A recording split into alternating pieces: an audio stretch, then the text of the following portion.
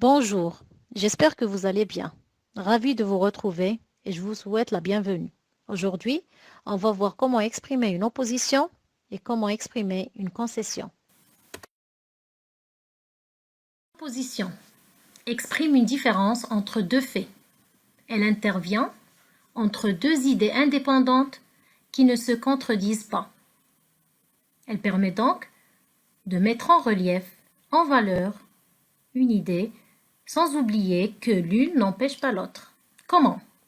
Prenons l'exemple suivant. Mouna fait ses devoirs tandis que son frère joue au ballon. Je répète, Mouna fait ses devoirs tandis que son frère joue au ballon. Dans cette phrase, nous avons deux faits, A et B. A.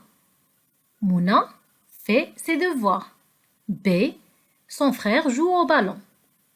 Pour les relier, on a eu recours à l'expression tandis que pour exprimer l'opposition.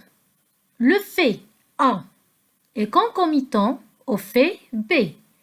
Les deux sont inséparables, mais il y a opposition entre les deux actions des deux personnes, à savoir Mouna et son frère. Or, cette opposition ne débouche pas sur une impossibilité ou bien une difficulté. Et comme je viens de le dire, l'une n'empêche pas l'autre. Même principe pour le deuxième exemple. Vous croyez avoir raison, pourtant vous n'avez rien prouvé.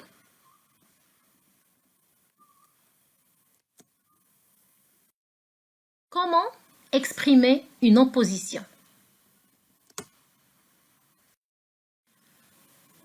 En utilisant un adverbe ou un infinitif ou un nom au moyen des expressions suivantes. Pourtant, cependant, au lieu de. Exemple 1. Au lieu de jouer, tu ferais mieux de travailler. Exemple 2. Ils s'entendent très bien, cependant, ils se disputent. Comme vous voyez ici, il y a différents moyens pour exprimer l'opposition. Seulement, il faut retenir quelques règles, comme le cas du premier exemple. L'expression au lieu de est toujours suivie d'un infinitif. Maintenant, à l'expression de la concession. C'est quoi une concession? La concession exprime une cause qui n'a pas le résultat attendu. Elle intervient entre deux idées liées qui devraient s'opposer.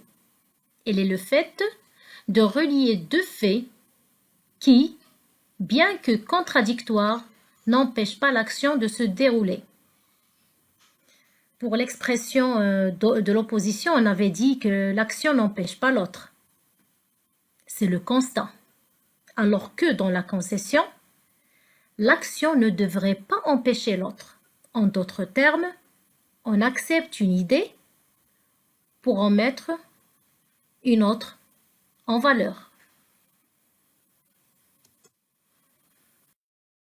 Comment exprimer une concession?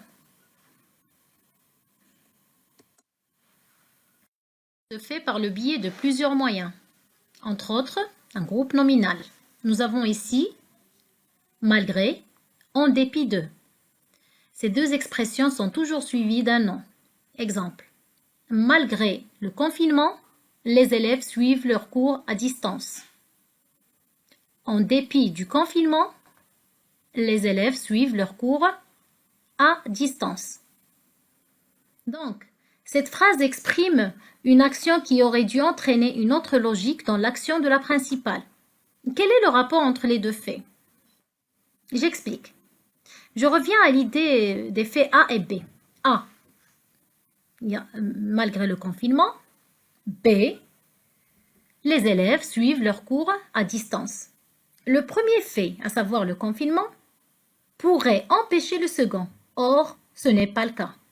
La difficulté est levée. Le confinement n'empêche pas l'enseignement à distance.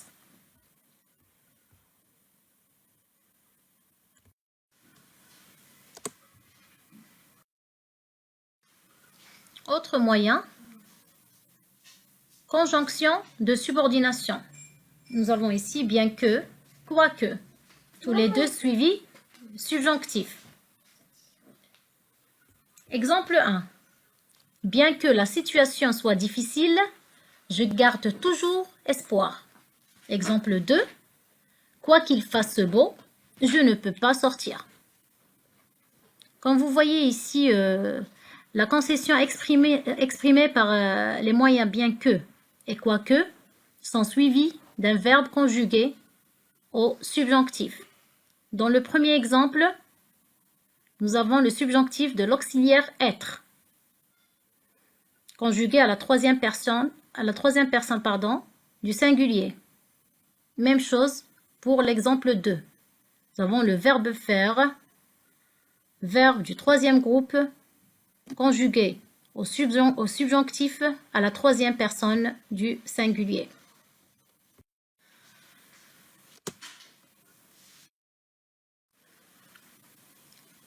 Autre moyen, même si plus indicatif. Exemple, même s'il fait beau aujourd'hui, je reste chez moi.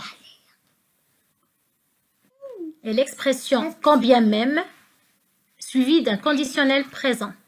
Exemple, quand bien même il me supplierait, je ne sortirai pas.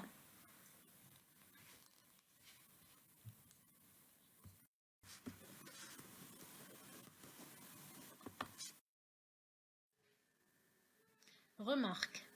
Il est important de savoir distinguer les subordonnants qui entraînent le subjonctif de ceux qui entraînent l'indicatif et le conditionnel dans la subordonnée de concession, comme le cas des exemples cités ci-dessus. Je rappelle les règles à retenir. Malgré, en dépit de, plus non. Quoique, bien que, plus subjonctif. Même si, alors que, plus indicatif. Quand bien même, plus conditionnel présent. Deuxième point à retenir. On emploie l'indicatif, le subjonctif et le conditionnel pour exprimer les diverses nuances de l'opposition et de la concession.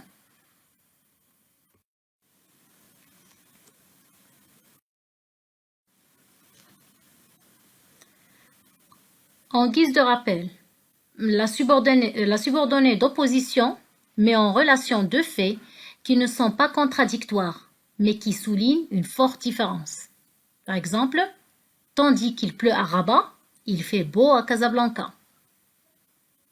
La subordonnée de concession met en relation deux faits contradictoires inattendus. Par exemple, bien qu'il pleuve, Saïd va aller à la plage. Là, ici, la conséquence attendue n'a pas eu lieu.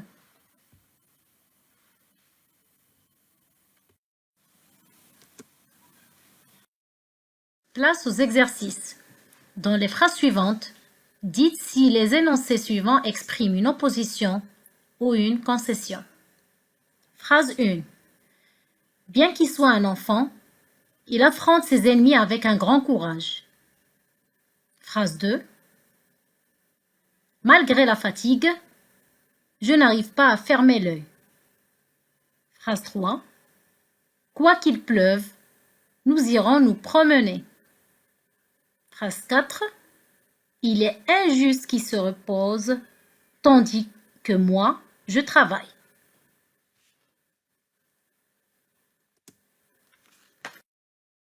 Je vous invite à présent à consulter votre manuel, page 175-176, pour découvrir d'autres moyens non cités et par la même occasion faire les exercices proposés.